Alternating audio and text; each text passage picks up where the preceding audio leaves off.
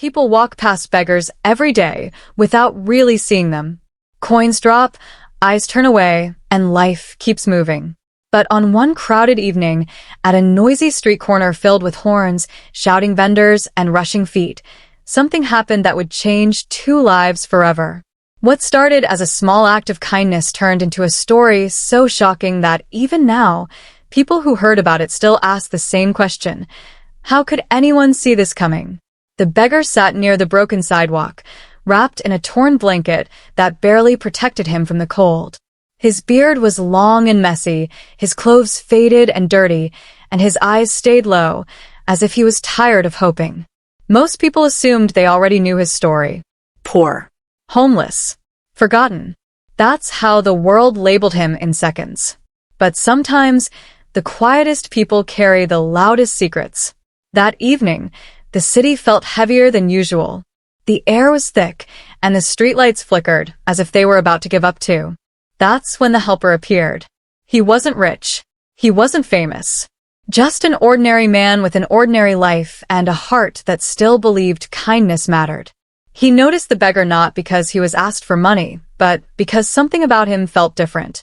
Maybe it was the way the beggar flinched when people got too close, or how he whispered, "God bless you," even when no one stopped. The helper slowed down, reached into his pocket, and realized he didn't have much to give. Still, he stopped. That alone was rare. He crouched down, looked the beggar in the eyes, and offered him food instead of coins. The beggar hesitated, his hands shaking slightly, before accepting it. Their eyes met for just a moment, and in that moment, something unspoken passed between them. Gratitude. Pain. And something else that was harder to explain. They talked, just a little. The beggar spoke softly, choosing his words carefully. He said life had taken everything from him. Family. Home. Hope. The helper listened, not interrupting, not judging. In a world that rushed past suffering, he chose to sit with it. He didn't know it yet, but that simple choice would pull him into a story far bigger than either of them. Days passed, and the helper kept returning. Sometimes with food, sometimes with warm clothes, sometimes just to talk. He told himself he was doing it because it felt right, because kindness should not need a reason. But deep down, he felt drawn to the beggar in a way he couldn't explain. The beggar never asked for more, never demanded anything. He always said thank you, always bowed his head, always acted like he was receiving a gift he didn't deserve. Slowly, the beggar began to open up. He spoke about mistakes, about trust broken long ago, about a life that once looked nothing like the one he lived now. But he never shared details, never names, never places. It was as if he was protecting something or someone even now. The helper noticed this but didn't push. He believed healing took time and trust couldn't be rushed. One night, something changed.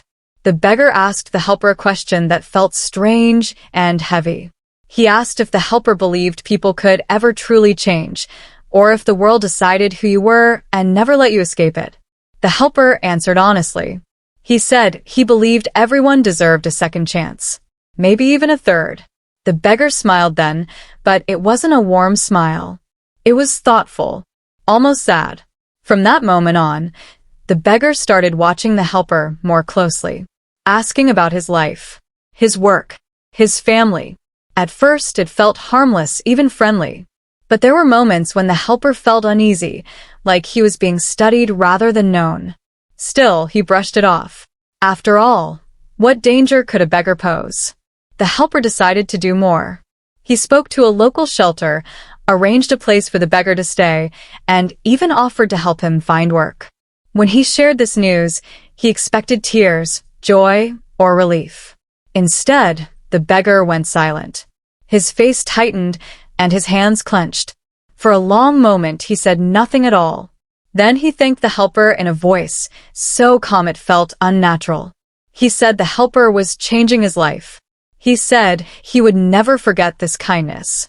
Those words should have felt good. Instead, they sent a strange chill through the helper's chest. Something about the way they were said felt final, like a promise or a warning. He couldn't tell which. That night, the helper couldn't sleep. His mind replayed every conversation, Every look, every pause. He told himself he was overthinking. Kindness didn't need fear attached to it. Helping a beggar shouldn't feel dangerous. And yet, his instincts whispered that this story wasn't as simple as it seemed. The next day, the beggar didn't show up at the usual spot. Neither did the next day, or the day after that. The helper grew worried, blaming himself for pushing too hard. Had he scared him away? Had something happened? Then, one evening, the helper received a message that made his hands shake. It was from an unknown number, and it mentioned the beggar by name. What the message said would change everything the helper thought he knew about the man he tried to save. It hinted at a past that didn't fit the image of a helpless beggar. A past filled with power, choices, and consequences. And it suggested that the helper's kindness had set something in motion that could not be stopped. As the helper stared at his phone, his heart racing, one thought echoed louder than all the others. He had believed he was rescuing someone. But what if he was wrong? What if the beggar didn't need saving at all? And what if helping him came at a cost no one had warned him about? The truth was closer than he imagined, and once it came out, nothing would ever be. The helper read the message again, slower this time, as if the words might change if he looked hard enough. It didn't explain much, only hinted that the beggar was not who he seemed and that helping him had reopened something buried long ago. There was no threat, no clear warning, just a quiet suggestion that some doors were never meant to be opened. The helper tried calling the number back, but it went straight to voicemail. No name, no clue, just silence. For the rest of the night, his mind refused to rest. He thought about the beggar's careful words, his distant smile, the way he never fully relaxed. He remembered how the beggar always chose to sit with his back to the wall, always scanning the street before speaking. At the time, it felt like fear. Now it felt like habit, the kind formed by someone who had spent years watching over his shoulder. The next morning, the helper returned to the street corner, hoping the beggar would be there like before. The sidewalk was empty. The broken curb, the stained wall, even the small cardboard sign were gone. It was as if the beggar had never existed. The helper asked nearby shop owners, but most of them shrugged. One man said beggars come and go all the time. Another said he hadn't noticed anyone there recently. Only an old woman selling tea paused for a moment. She said the man had been there longer than most, but she didn't know where he went. Her eyes lingered on the helper, as if she wanted to say more. Then she turned away. That afternoon, the helper did something he never thought he would do. He searched online. Not for the beggar's face, because he had no photo, but for the name mentioned in the message. It wasn't a common name, yet it didn't bring clear answers either. There were fragments. Old articles. Half-forgotten stories buried deep under newer headlines. None of them mentioned a beggar. None of them painted a simple picture. They spoke of a man who once had influence, who disappeared suddenly, leaving behind questions no one ever answered. The helper closed his laptop, his chest tight. This couldn't be the same person. The man he knew struggled to hold a cup without shaking. He wore torn shoes and slept on concrete. How could he be connected to any of this? Still, the feeling wouldn't leave him. The feeling that kindness had pulled him into a story much older and deeper than he realized. Memories of their conversations came back in pieces. The beggar talking about trust like it was a fragile thing. The way he avoided talking about the years between his past and the present. How he once said, very quietly, that losing everything didn't always happen by accident. At the time, the helper thought it meant bad luck. Now, it sounded like a confession. Days turned into a week, and the helper tried to return to his normal life. He went to work, smiled at coworkers, answered messages from family. But everything felt distant, like he was moving through someone else's routine. Every unknown number made his heart jump. Every shadow on the street reminded him of the man who vanished without a trace. Then another message arrived. This one was longer. It spoke of a time when the beggar was respected, even feared. It mentioned choices that helped some people and hurt others. It suggested that his fall from society was not punishment, but protection. The helper felt sick reading it. Protection from whom? And why now? He wanted to believe this was some kind of mistake or cruel joke. But deep down, he knew the truth was more complicated. The beggar had never lied outright. He simply hadn't told the whole story. And the helper had never asked the right questions. One evening, the helper visited the shelter he had arranged for the beggar. He hoped, foolishly, that the man might have checked in. The staff looked through their records and shook their heads. No one by that name had stayed there. But one volunteer hesitated and said something strange. She remembered a man who came by asking questions about the shelter a few days earlier. He fit the beggar's description, but he hadn't asked for help. He asked about rules, security, and who funded the place. Then he left. That information made everything feel heavier. Why would a beggar ask those questions? Unless he was planning something, or protecting something, or someone. The helper began to wonder if his kindness had reminded the beggar of who he used to be, or worse, had given him the push to become that person again. The thought terrified him. He never wanted to be the reason harm returned to the world. He only wanted to help someone survive another day. Late one night, as rain tapped softly against his window, the helper remembered something else. The beggar once told him that people often confuse weakness with patience. At the time, it sounded like wisdom learned from suffering. Now, it sounded like experience gained from power. Another message came, this one without words. Just a location pin. No explanation. No instruction. The helper stared at his phone for a long time. Every instinct told him not to go, to block the number, to walk away. But another part of him, the same part that stopped at that street corner weeks ago, couldn't ignore it. He told himself he needed answers. That understanding the truth might bring peace. Or, at least closure. Still, fear sat heavy in his stomach. Whatever waited at that location was connected to the beggar, and once he stepped closer, there would be no pretending this was just a story about kindness anymore. As he grabbed his jacket and headed for the door, one thought echoed in his mind. Helping someone is easy when you believe they are powerless. But when the person you help holds a past you don't understand, kindness becomes something else entirely. It becomes a choice with consequences. And somewhere out there, the beggar was no longer sitting quietly on a sidewalk. He was moving, watching, and preparing for something the helper was only beginning to sense. The location pin led the helper to the edge of the city, far from the crowded streets where noise hid everything. This place was quieter, almost forgotten. Old warehouses lined the road, their walls cracked and covered in faded paint. Streetlights stood too far apart, leaving long stretches of darkness between them. The helper slowed his steps, every sound sharper than it should have been. His phone felt heavy in his hand, like it carried more than a message. He told himself to turn back at least 3 times, but his feet kept moving. The air smelled of dust and rain, and somewhere nearby, a dog barked once and then went silent.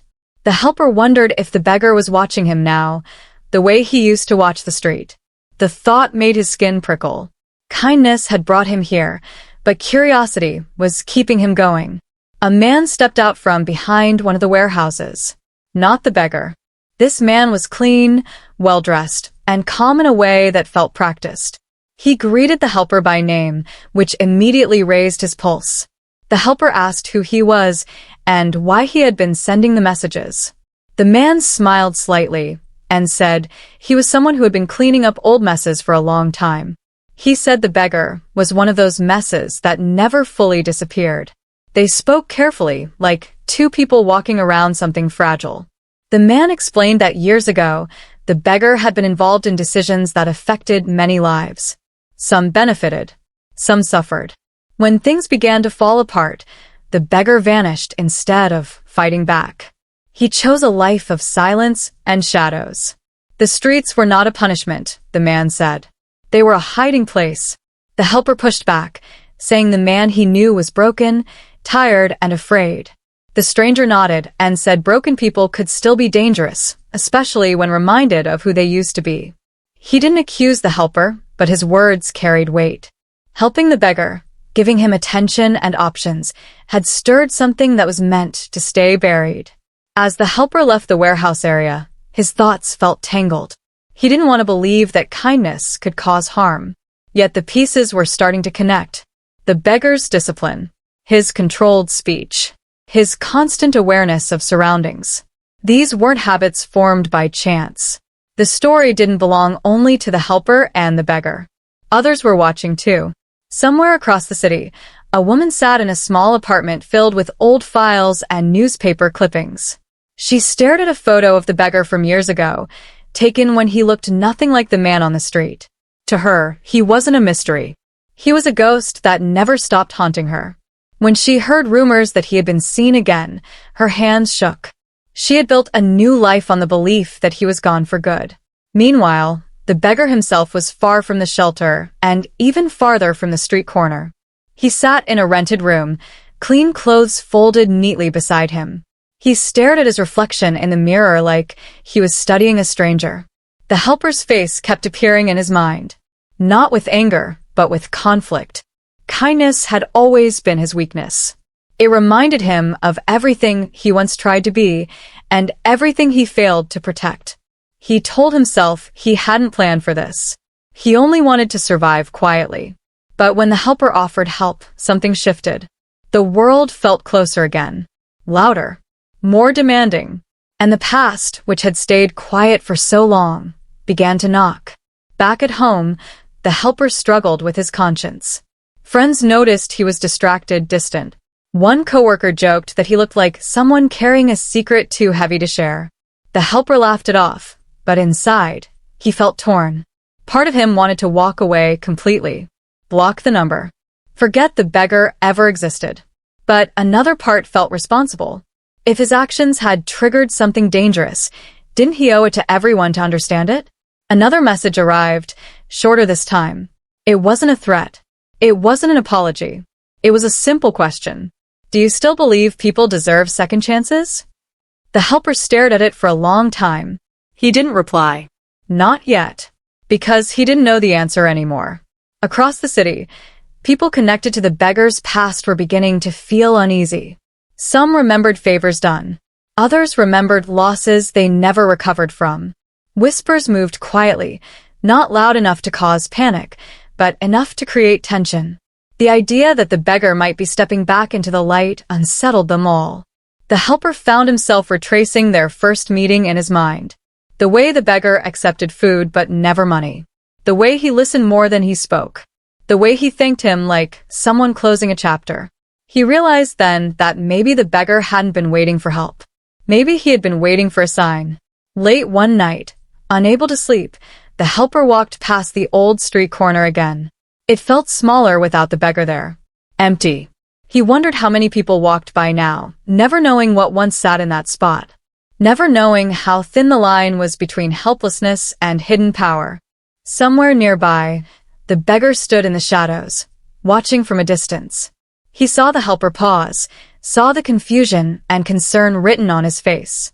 For a moment, he considered stepping forward, ending the mystery, telling the truth. But he didn't. Because once spoken, the truth couldn't be taken back. Whatever was coming was already in motion. And both of them, the man who helped and the man who was helped, were now part of something neither fully understood. The city began to feel smaller to the helper, like walls were slowly closing in. Every street reminded him of another street. Every stranger felt like someone who might know more than they let on. He started noticing things he never paid attention to before. Cars that slowed down and then sped up. People who glanced at him twice.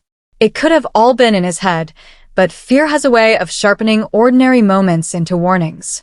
He finally replied to the message. Just one sentence. He said he wanted the truth. Nothing more, nothing less. The response came almost instantly, as if it had been waiting. A time. A place. Different from before. Busier. Public. Safer, at least on the surface. That detail alone made his heart race. Whoever was behind this didn't want witnesses, but they didn't want isolation either. They wanted balance. Control. The meeting place was a crowded market near the river, filled with noise, lights, and movement. The helper arrived early, blending into the crowd, his senses on edge. Every face felt important. Every voice felt too loud. He scanned the area again and again, expecting to see the beggar at any moment. Part of him hoped he wouldn't show. Another part feared what it would mean if he did. Minutes passed. Then he saw him. The beggar looked different. Cleaner. Stronger. His posture was straighter, his eyes sharper. If someone had known him before, they would never guess he once slept on the sidewalk. The helper's chest tightened. This was the same man, but also not. It felt like watching someone step out of a costume they had worn for too long. They didn't greet each other right away. The beggar stood a few steps away, watching people move between them like flowing water. When he finally spoke, his voice was calm, steady, almost gentle. He thanked the helper again, but this time, the words carried weight. Gratitude, mixed with regret. The helper asked why he disappeared. The beggar said disappearing was the only way to keep things quiet. And quiet was safety. The helper asked the question that had been burning inside him. He asked who the beggar really was. The beggar didn't answer directly. Instead, he spoke about the past like it was a storm that never truly ends. He said some people spend their lives trying to escape who they used to be, only to learn that the world doesn't forget as easily as they do. Around them, the market buzzed with life, unaware of the tension growing between two men standing still. The helper noticed the beggar scanning the area, the way he always did. Old habits. Survival instincts. He realized then that the streets hadn't made the beggar weak. They had made him patient. The beggar admitted that helping him had changed things. Not because of the food or clothes, but because of the attention. Someone seeing him again reminded others that he still existed. And once noticed, the past had a way of waking up. The helper felt guilt pressed down on him. He never wanted to drag anyone back into pain. He never wanted to be a trigger. The beggar looked at him then, really looked at him, and asked if he would still have helped if he knew the truth. The helper didn't answer. He couldn't, because the truth felt too big, too complex. Kindness wasn't meant to come with conditions, but consequences had found it anyway. Across the river, the woman with the old files watched the market from her car. She hadn't planned to come, but she couldn't stay away. Seeing the beggar alive, moving freely, brought back memories she tried hard to bury. She believed that if he returned, everything she worked to protect would be at risk. Her phone buzzed with messages from people who shared her fear. The past was stirring, and no one knew how far it would reach. The helper sensed that something larger was unfolding. This wasn't just about him and the beggar anymore. There were others. Invisible threads pulling from different directions. He asked what the beggar planned to do next. The beggar hesitated. For the first time, uncertainty crossed his face. He said plans had a way of changing when too many eyes were watching. As they spoke, a man from the warehouse appeared briefly at the edge of the crowd, pretending to browse a stall. The helper noticed him too late. The beggar noticed immediately. Their eyes met for a split second, and in that moment, the helper understood something important. The beggar wasn't running anymore. He was waiting. The conversation ended without a clear goodbye. The beggar melted back into the crowd, leaving the helper standing alone with unanswered questions. His phone buzzed again, before he could move. A message from an unknown number warned him to stop getting involved. Another message, seconds later, urged him not to abandon the beggar now. Two sides. Two pressures. Both pulling hard. That night, the helper realized he was standing at a crossroads. Walking away might keep him safe, but it wouldn't stop what was coming. Staying involved could make things worse, but at least he wouldn't be blind. He wondered if this was how the beggar once felt, trapped between choices that all carried risk. The city lights reflected off the river as the helper stood there, breathing in the cold air. Somewhere out there, the beggar was making decisions that would affect many lives. And whether he liked it or not, the helper had already become part of that story. The calm before the storm had passed. Whatever came next would not be quiet. The helper didn't sleep that night. Every sound outside his window felt louder, closer. His phone stayed face up on the table, screen dark but heavy with possibility. He kept replaying the beggar's words, the way he said quiet was safety, the way his eyes tracked everything even in a crowded market. Whatever was coming wasn't sudden. It had been waiting, just like the beggar had been waiting on that street corner. Just before dawn, another message arrived. This one wasn't from an unknown number. It showed a name the helper recognized from his late-night searches, from those half-buried articles that never gave full answers. His chest tightened as he read it. The message said only one thing: "You've met him at the wrong time." The helper felt the meaning settle slowly, like dust after something breaks. Wrong time didn't mean danger had started. It meant it was already moving. He replied, asking what that meant. The response came slower this time, as if the sender was choosing words carefully. They said the beggar's disappearance years ago had frozen many conflicts. Debts, promises, fears. People learned to live with unanswered questions. Now those questions were waking up, and not everyone wanted answers. As the city came alive, the helper went to work, pretending everything was normal. But normal felt far away. He noticed a man sitting across the street from his office for hours, doing nothing. When the helper stepped outside, the man looked away. Maybe it was coincidence. Maybe not. The feeling of being watched returned, stronger than before. That afternoon, the beggar reached out directly. Not with a message, but in person. He appeared outside the helper's workplace, blending into the crowd like he always did. They walked together without speaking, side by side, like strangers who happened to share a direction. Only when they reached a quiet side street did the beggar speak. He said people were making moves. Quiet ones. Meetings, calls, favors being called in. He said some believed he had something they wanted, and others believed he was the key to burying things forever. The helper asked what that something was. The beggar didn't answer. Instead, he asked if the helper trusted him. The question felt unfair. Trust had already been given, freely, without knowing the cost. The helper said trust was complicated now. The beggar nodded, accepting that. He said there was something the helper needed to know, something that changed everything. He had not ended up on the streets by accident, but he had not ended up there alone either.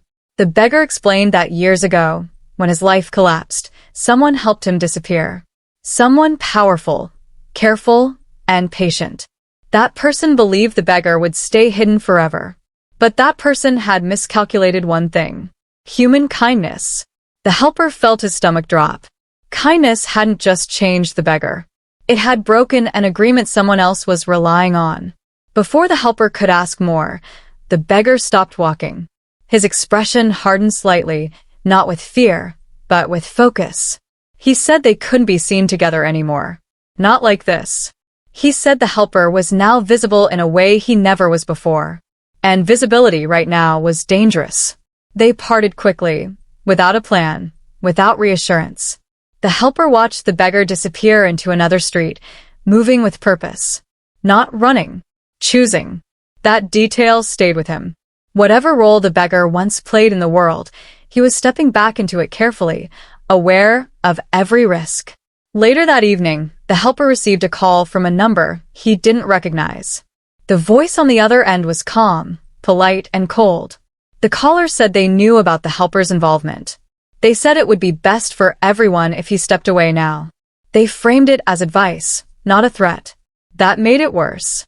They warned that people with long memories were becoming impatient. The helper asked what would happen if he didn't step away. The caller paused before answering. He said nothing might happen. Or everything might. It depended on choices being made elsewhere. Then the line went dead. At the same time, the woman with the files was making her own moves. She met with people she once promised never to speak to again. She brought out documents that proved the beggar's influence had never fully disappeared, even when he did. To her, this wasn't revenge. It was prevention. She believed stopping him now was the only way to keep old wounds from reopening. What none of them knew yet was that the beggar had his own surprise. During his years on the street, he hadn't just been surviving.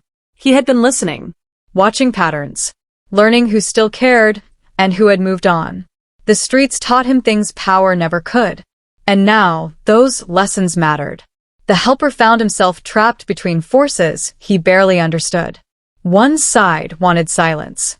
Another wanted control. And the beggar stood in the middle, no longer invisible, no longer harmless. The helper realized then that the biggest mistake everyone made was assuming the beggar was reacting. In truth, he had been preparing. Another message arrived, this one from the beggar. It wasn't long. It said the helper had one choice left to make. He could walk away and stay safe, or he could stay close and see the truth when it finally surfaced. There was no third option anymore. As the helper stared at the message, sirens echoed faintly in the distance, not close enough to explain, not far enough to ignore. The city felt tense, like it was holding its breath. Somewhere, plans were colliding. Alliances were shifting. And the man once dismissed as a beggar was quietly shaping events from the shadows. Whatever was coming next would force everyone to reveal who they really were. And the helper knew, with a certainty that made his hands shake, that the moment of impact was closer than anyone expected. The night everything came together was quiet in a way that felt wrong. No sirens close by. No crowds. Just the city breathing slowly, as if it sensed something important was about to happen. The helper stood on the bridge overlooking the river, the same river near the market where things had begun to unravel. He was there because the beggar asked him to be. No explanations. Just a time and a place, one last meeting. When the beggar arrived, he wasn't alone. The helper noticed the movement first, shadows stepping into view, figures keeping their distance, but close enough to remind him he wasn't in control. The beggar's face was calm, almost relieved. He said this was how it had to end. Not with hiding, not with running, but with truth. The helper demanded to know everything. And this time, the beggar didn't hold back. He spoke about his past clearly now. About the position he once held, the decisions he made that shaped lives in ways he never fully understood at the time. He admitted he had power, but also admitted he had been used. When things went wrong, he became the easiest one to erase. Disappearing wasn't just self-protection. It was part of a deal that kept others safe and silent. The man from the warehouses stepped forward then, no longer pretending to be neutral. He confirmed it. The beggar had been a shield, a visible name to blame while others stayed hidden. Letting him vanish into the streets kept everything buried. The world forgot, or pretended to. The helper felt anger rise, not just at the people standing there, but at himself. He had walked into this thinking kindness was simple. Now he saw it had exposed something rotten underneath. He asked why they didn't just let the beggar stay forgotten. The answer was simple. The beggar had stopped being predictable. Living on the streets changed him. It stripped away fear of losing status, reputation, comfort. He had nothing left to threaten him with. And when the helper showed up, when genuine kindness entered the picture, it reminded the beggar that silence was a choice, not a sentence. The woman with the files arrived next, her face tight with emotion she tried hard to hide. She accused the beggar of reopening wounds that would never heal. He listened, really listened, and then said something that silenced everyone. He said those wounds never healed because they were never treated. They were just covered up and ignored. The tension broke when the beggar did the one thing no one expected. He handed the helper a small drive. He said everything was there. Records. Proof. Names. Not to destroy anyone but to end the cycle. He said he didn't want revenge. He wanted release. From hiding. From being owned by his past. From being the beggar everyone underestimated. The helper realized then what the real conflict had been all along. It wasn't about power or secrets. It was about who controlled the story. And for the first time, the beggar was choosing not to let others write it for him. Voices rose. Arguments collided. Some demanded the drive be handed over. Others warned of consequences. The helper stood frozen, the weight of it all in his hands. This wasn't his fight, yet somehow it had become his responsibility. Then the beggar made his final move. He told them it was already done. The information wasn't just on the drive. Copies had been secured. Safeguards set in place. If anything happened to the helper, if anything happened to him, the truth would surface on its own. Quietly. Permanently. The streets taught him patience, and patience taught him planning. Silence followed. The kind that comes when power realizes it has lost leverage. One by one, people stepped back. The woman lowered her gaze. The man from the warehouses said nothing at all. There was no dramatic confrontation after that. No shouting. Just an understanding that the game had changed. The beggar turned to the helper and thanked him one last time. He said kindness didn't save him. It reminded him he was still human. And that was enough to change everything. As dawn approached, they went their separate ways. The helper felt lighter, but also older somehow. He had answers now, but answers came with cost. Weeks passed. Stories quietly surfaced. Not explosive headlines. Careful reports. Old cases revisited. Systems questioned. No one mentioned a beggar. No one mentioned the helper. And that felt intentional. The helper returned to the street corner one last time. It looked the same as always. People rushing. Coins dropping. Eyes turning away. But he saw it differently now. Just as he was about to leave, his phone buzzed. A message from an unknown number. It read, "You did well, but you should know one thing." His heart tightened as he read the next line. "You were never just a helper. You were chosen." Before he could reply, the message disappeared. The helper stood there, staring at the empty screen, realizing that while one story had ended, another had quietly begun. The helper stood at that street corner long after the message vanished, the city moving around him like nothing had changed. Cars passed. People argued, laughed, hurried by. Life continued, unaware of how close it had come to something breaking wide open. He slipped his phone into his pocket and walked away, not because he was afraid anymore, but because he finally understood when it was time to let go. In the days that followed, the noise slowly faded. The strange call stopped. Unknown numbers went quiet. The man from the warehouses disappeared from sight, just another face lost in the crowd. The woman with the files kept her distance too. Word reached the helper through small, careful signs that things were settling. Old investigations were being reopened quietly. Long-forgotten decisions were being questioned. No one spoke loudly, but everyone listened closely. The helper returned to his routine, but he wasn't the same person anymore. At work, he noticed how often people were ignored, talked over, dismissed. He noticed how quickly stories were judged without understanding. The beggar had changed the way he saw the world, and there was no going back from that. One evening, weeks later, the helper received a letter. Not an email, not a message. A real envelope slipped under his door.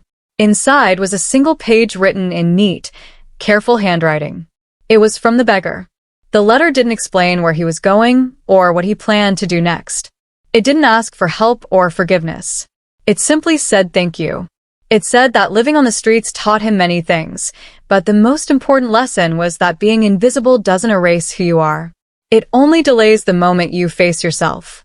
He wrote that the helper didn't save him, and that was important, because saving himself was the one thing he needed to do alone. The helper folded the letter and placed it in a drawer, knowing he would read it again someday. He felt no need to chase answers anymore. The biggest questions had already been answered, not with facts, but with understanding. Over time, the city moved on. The small stories grew quiet again. The headlines shifted to something new. But underneath it all, there was change. Not dramatic, not instant, but real. Systems adjusted. People who thought they were untouchable became careful. And those who had been pushed aside were, slowly, seen again. The street corner where it all began remained empty. No new beggar claimed that spot. The helper passed it often, sometimes stopping for a moment. He remembered the torn blanket, the quiet voice, the way kindness had felt so simple at first. He learned that kindness doesn't always lead to comfort. Sometimes it leads to truth, and truth is never easy. Months later, on a train heading out of the city for a short break, the helper noticed a familiar posture across the aisle. A man reading quietly, dressed simply, his eyes calm and alert. They didn't speak. They didn't need to. When their eyes met, the man gave a small nod. Not gratitude. Not farewell. Recognition. Two people who shared a moment that didn't need words. When the man stepped off at the next station, the helper didn't follow. He watched him disappear into the crowd, confident that whatever path the beggar had chosen now belonged to him alone. The helper thought often about the final message he received, about being chosen. At first, the word unsettled him. It sounded like manipulation, like another hidden plan. But with time, he understood it differently. He wasn't chosen because he was special. He was chosen because he stopped, because he listened, because he treated someone invisible like they mattered. That realization stayed with him. He began volunteering, not loudly, not for attention, but consistently. Shelters, food drives, quiet programs that helped people rebuild without labels. He never told the full story to anyone. Not because he was hiding it, but because it wasn't his story to tell. It belonged to a beggar who refused to stay invisible and a city forced to face its own reflection. Years later, when someone asked him why he helped strangers, he answered simply. He said, "You never know who someone was before the world decided who they should be. And you never know what might happen when kindness meets patience." The helper never heard from the beggar again. But sometimes, when walking through crowded streets, he felt that same calm awareness around him. A reminder that some people move through the world quietly, not because they are weak, but because they are done proving themselves. The story didn't end with punishment or praise. It ended with balance, with truth placed where it belonged, with lives redirected instead of destroyed. And that was the biggest lesson of all. Helping someone doesn't always change them the way you expect. Sometimes it changes you. Sometimes it changes everything.